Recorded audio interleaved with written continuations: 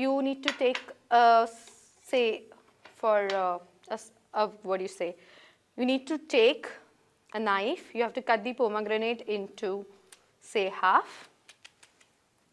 And you really have to use your own hands.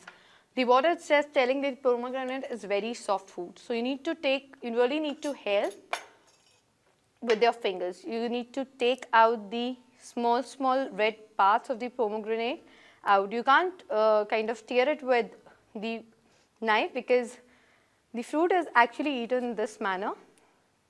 And then you can take out the small, say, seeds of pomegranate with your own hands.